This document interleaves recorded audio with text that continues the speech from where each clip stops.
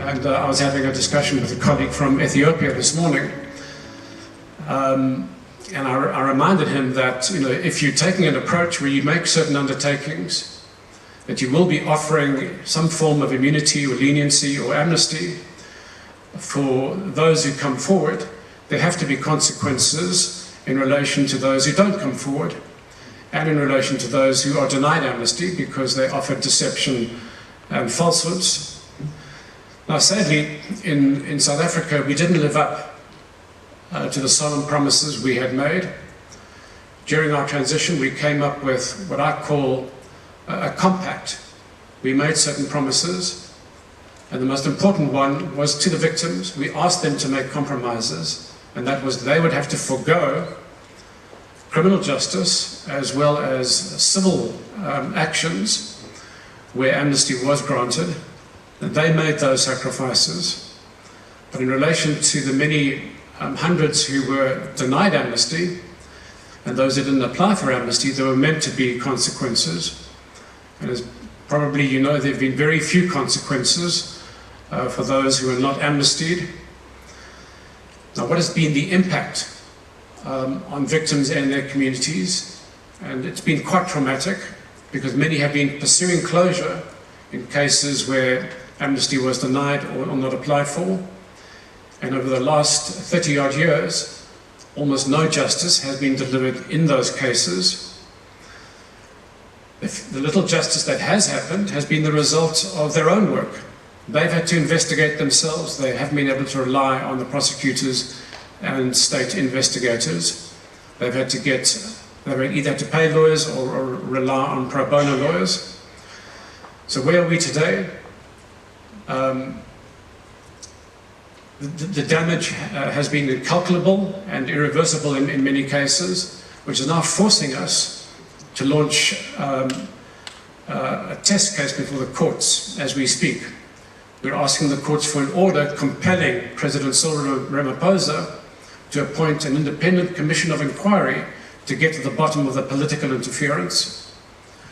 We've learnt over time that the ANC government entered into unholy deals with members of the former apartheid regime to basically sweep these cases under the carpet. The victims are entitled to answers. We've asked for a commission several times and it hasn't been delivered, so now we have to go to court. And we're also seeking constitutional damages so that victims whose cases have been suppressed and can't be resuscitated can at least memorialize their loved ones and commemorate their lives. So that's where we are today. So the bottom line is, yes, we have to compromise, but let's be honest about it. And in the case of South Africa and those countries seeking to go down the road of conditional amnesty, you have to be serious about it. And if you're not serious about it, be honest. Tell the people up front and the victims that there isn't going to be justice. And let's call it what it is, a de facto blanket amnesty. So my name is Henrietta, like you said. I'm a legal advisor at Africa Judges and Jurists Forum, and I manage the Africa Reparations Program. Yes, to the first part of the question, I agree that slave trade, colonialism, apartheid, and other historical injustices of that nature are atrocities. So yes, the Durban Declaration did identify slave trade and enslavement of Africans as crimes against humanity, but didn't consider colonialism the same. It just said it was an unjust history against Africans. But we must look at the Rome Statutes, for instance, and under international law, what constitutes crimes against humanity, what are atrocities? Essentially, anything that is systematic violation against a group of people or against a population is considered atrocities. In terms of what we are doing at AUTJP to advocate for reparations for people of African descent and Africans, we have the Africa Reparations Program, which was started about 18 months, almost 2 years ago. And we've been supporting the African Union in developing a common position for reparations. We know that 2 years ago, the African Union Commission, in partnership with the Ghanaian government, had the Reparations Conference in Accra in 2022. And another conference in 2023. At the end of that conference, a proclamation on reparations was adopted, which has basically has points advising the African Union, civil society, academia on how to engage with these issues. On our point, we are partnering with the African Union to develop this position by one, issuing a white paper, which we have already drafted and validated. We partnered with the African Union ECOSOC to develop a white paper on reparations that advises the African Union on steps to take. And this is inspired by the CARICOM 10-point agenda plan. I'm not sure if everyone is familiar with it, but the Caribbean community developed a 10-point agenda plan covering things like repatriation of Africans to Africa, debt cancellation, issuing of formal apology, repatriations of artifacts, and other points that basically is calling on former colonizers or former powers that benefited from colonialism and slave trade to issue reparations back to the Caribbean community. And so at the African Union level, the AU is trying to develop a similar framework. And so we at AUTJP, we're a Pan-African organization of lawyers and judges, we're supporting that process. And there's always confusion around how do we integrate MHPSS, how do we integrate this approach into other sectors as we're looking at rebuilding a society that has endured a lot of wounding. But I think what is important first is to acknowledge, and I think at times that gets forgotten, the acknowledgement of the wounding of societies. And when we say societies, we're talking about people. The fact that the impact is not, as soon as the war is over, the impact doesn't end. Actually, we find that that's when people start to actually feel the consequences of the conflict, because now everything is calmed down. You are no longer in survival mode. You've survived the war. Now the impact then starts manifesting, and that's when we see a lot of the things that we complain about. That's when we start talking about the trauma. Trauma is actually a manifestation of the war. It's the consequence. It's not the event. It's actually the consequence of the war. And what then happens is communities and societies after mass atrocities are forced to move forward, right? There's always, we're forward looking. We must now look at rebuilding. Let's look at the future. But what is always lacking is this a bit, that there's a need to also look back in order to give people an opportunity to heal. Au cours de la soutenance, j'ai donc été, j'allais dire, honoré par la présence des professeurs. Creating a country in which all who live in it can take a stake begins with education. It begins with curriculum. It begins with the symbolisms that national leaderships bring together. And that is no small deal. Unfortunately, our countries default to what? Securocratic arrangements. Because that was what colony taught. The ideation phase is really important because big things can really come out of it. Things that actually catalyze and facilitate us working towards achieving sustainable peace and development on the continent. I think also collaboration needs to occur at the framing level, where we are framing interventions, we are framing strategies that move us forward towards achieving sustainable peace and development. This is important because at the framing level, this is where we need information around what's emerging, what are the challenges, what is the innovation, what are the best practices, so that even what we are designing as solutions or initiatives or programs aimed at catalyzing processes that will take us forward in achieving sustainable peace. This is where all of this information is important so that it informs some of these processes and these programs. So the framing level is also very important. And of course, there's the implementation level where now we are here, we are convened, and as part of implementation, we bring everyone together again. My next question, right, my next key issue is around why collaborate? Why is it important? I think it's really important because again, this is how you get entry points. CSVR as a civil society organization, had we not partnered with the African Union, this gathering will be simply a civil society gathering. The African Union brings African Union member states It brought in African Union organs, it brought in RECs and so forth.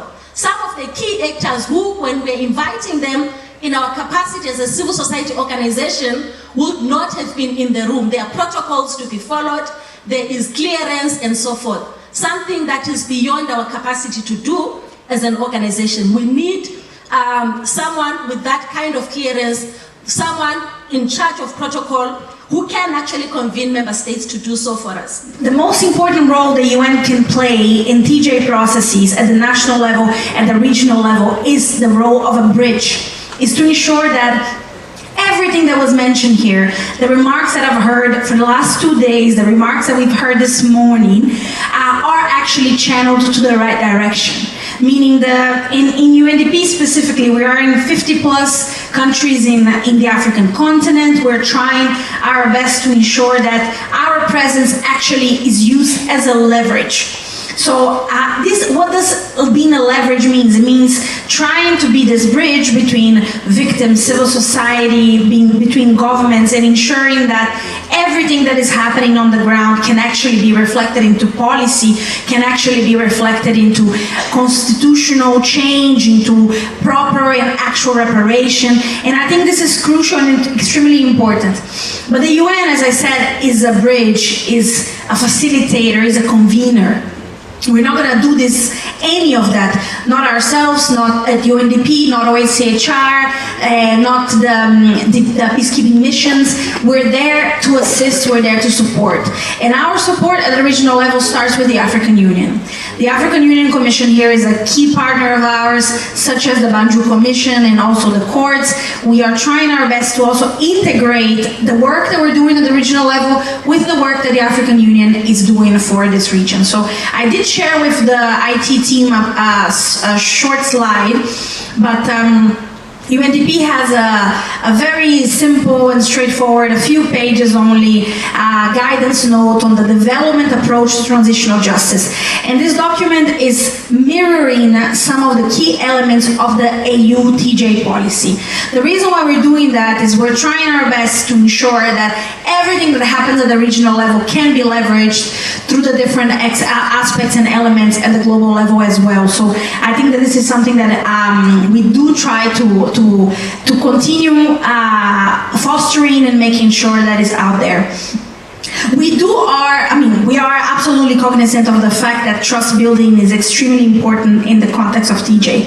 And trust building can mean multiple things, and most importantly for us, trust building means putting people at first. So the key development approach to transitional justice that UNDP is trying to foster in the region is people-centric.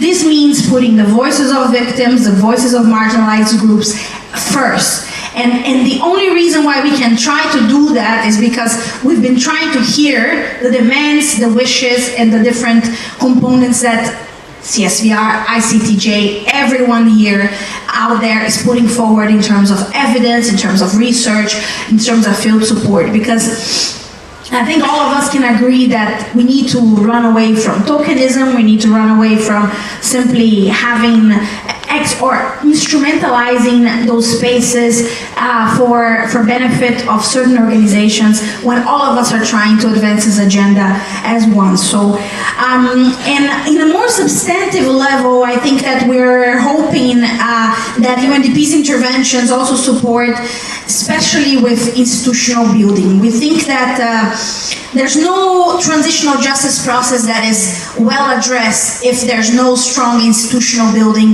And this means everything that my fellow panelists have mentioned in the last couple of minutes, including making sure that capacity development is mainstreamed and making sure that we have the right people in place and the right people are taking the decisions, and we're enhancing democracy in the continent. We are enhancing the chance for the people in all levels to contribute to this process, and we continue being people-centric. Noted the following key issues. We have acknowledged the critical role of education in transforming our people. We have also noted that education is a critical tool in transitional justice, particularly educating for transformation. We have unpacked a broad conceptualization of accountability that does not only include judicial processes. We have also noted the important role of civil society and diverse partners in advancing transitional justice. And here we had an esteemed panel of young speakers who spoke about the important role of youth in innovating new approaches, but also advancing the role of transitional justice in addressing legacies of conflict. As an ICTJ, we pledge our commitment to continue to support transitional justice on the continent. We are very pleased and honored to partner with the African Union and, of course, our esteemed members of our consortium, the Center for the Study of Violence and Reconciliation, and the AUTJP, in advancing transitional justice in our respective continent. So I'd like to conclude by thanking all of you and urging you to continue embracing the transformative power of transitional justice through our collaboration, through our African lens of how to address and prevent conflict on the continent. We can pursue a peaceful continent, one where dignity and the rights of all are respected. Thank you very much. I would like to thank our hosts, the government of Mauritius, for hosting us. I also agree with what Sarah has said, that we have had a wonderful time here in Mauritius. Honorable Vice Prime Minister and Minister of Education, Tertiary Education, Science and Technology, thank you so much. We really appreciate hosting us in your country, and also for extending your hospitality to all of us. We have had an enjoyable time, and we have really learned a lot as well during the course of the 2 days from some of the presentations on the Mauritius transitional justice process and some of what we can learn and take away from the process. I would like to also thank the African Union Commission, particularly the Department of Political Affairs, Peace and Security, our long-time partners in this work on transitional justice. This work has spanned almost, we speak of about 13 years now, of having partnered with the African Union through the Memorandum of Understanding that has allowed us to do the work on transitional justice, including the development of the African Union Transitional Justice Policy. I think Ambassador Sala is more eloquent in stating this than me, in saying that when we started this work, even the very terms or the very words transitional justice were not well understood at the African Union level. When you spoke of transitional justice, it was as if you were talking about justice and accountability and taking member states to the ICC. So it was a big no, and there was a lot of resistance from the African Union. It took us a number of years to just socialize what transitional justice is, and when we look at how far we have come, it is really endearing to see member states taking the lead in calling for transitional justice, and the AUTJP in particular to inform some of the national level transitional justice processes. I would like to also extend my deepest gratitude to the European Union for really coming on board, bringing us together under the Initiative for Transitional Justice in Africa and funding some of the work. And the African Union, the African Transitional Justice Forum is but one of the activities that they are funding as part of the consortium that has the ICTJ, the AUTJP, and CSVR. The buy-in into what the African Union is doing and the building upon the partnerships between the African Union and civil society is but one of the enabling factors of the work that we do on the continent. I also express my gratitude to our funders and developmental partners who have made this work possible. Beyond the European Union, we have Impunity Watch, our partner in doing the work on the African continent, working with youths, particularly around ensuring that youth participate meaningfully in transitional justice processes and other decision-making processes at the African Union level. Beko Foundation, also, who have convened us under the banner of the Global Learning Hub on Transitional Justice and Reconciliation. CSVR is the only African member of the Learning Hub. Again, they have come on board to fund participation of some participants, particularly community-based participants coming to the forum. I would like to also thank GIZ, who have also funded this event, also again bringing us together with the African Union, taking some components of the work of the African Union in the implementation of the AUTJP, and bringing us as a partner and a supporter to the work of the African Union in implementing the AUTJP. I would like to also give special thanks to the CSVR Board of Directors who are here present, who have really provided leadership in the work that we do on the continent as CSVR. We speak today of 35 years of CSVR's existence, and the board has played an integral role in sustaining the organization and the work that we do on the continent, in South Africa, and globally. Our board of directors are experts in various themes of the work that we do as an organization, and they are constantly advising us, making better our interventions, drawing from their own expertise, and also providing oversight in the work that we do. Leadership is really key in the work that we do on the continent, and present, supportive, and responsive leadership is literally everything. And our board has provided this to us, enabling us to do this work in a way that is sustainable, ensuring continuity of the very interventions that we are advancing on the continent and beyond. I would like to also thank our colleagues and friends and partners in the civil society sector, as well as the academia.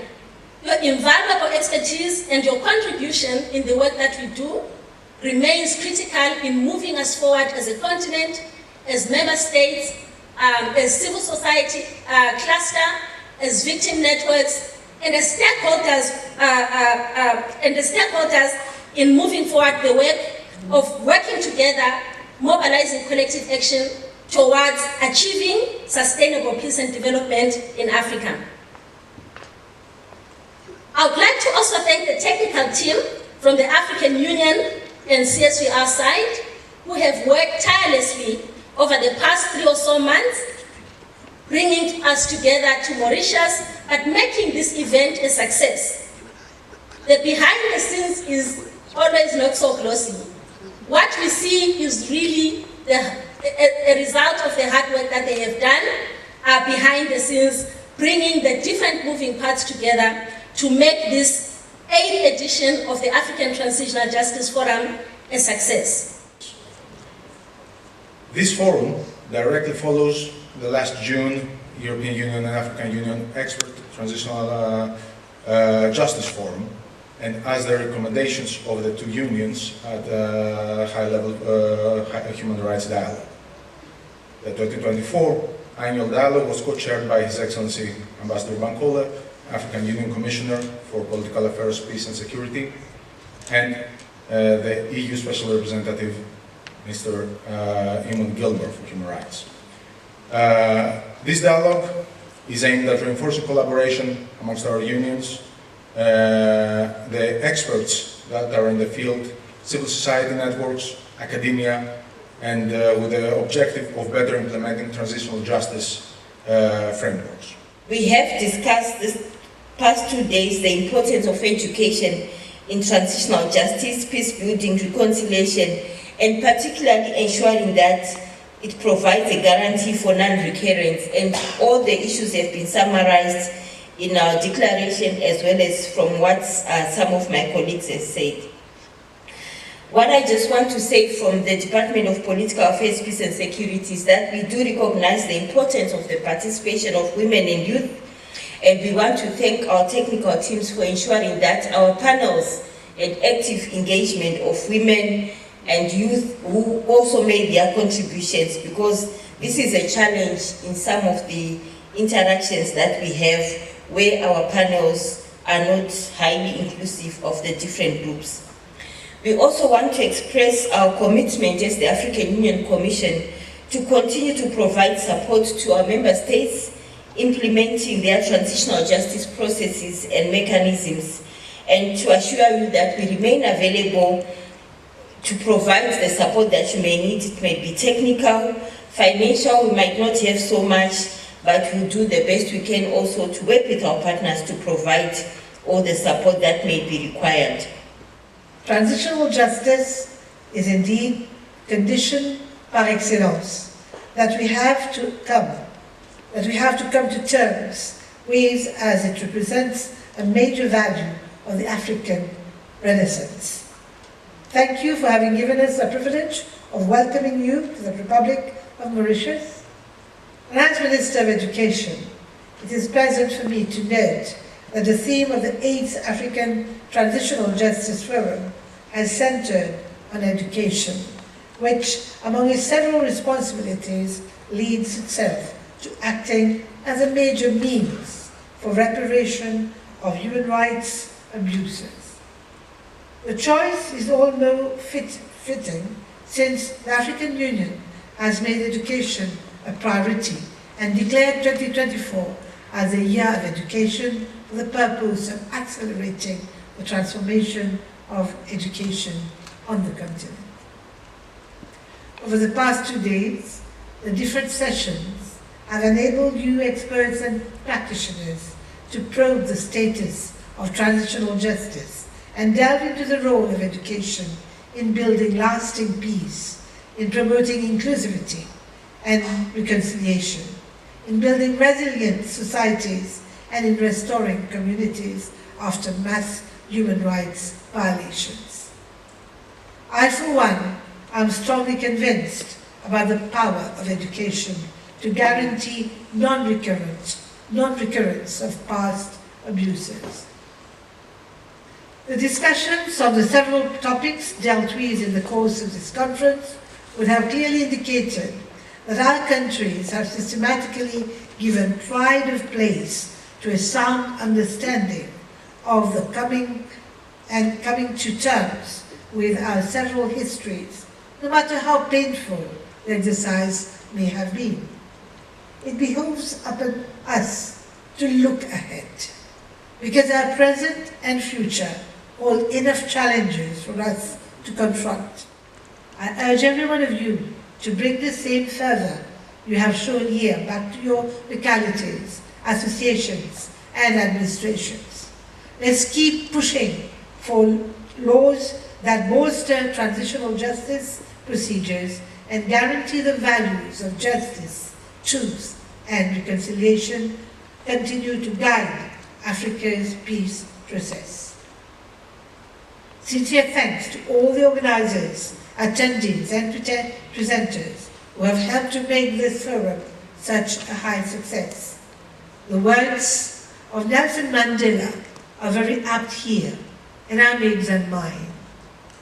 May this event's legacy motivate us all to put in endless effort to create a better future. Thank you very much for your kind attention.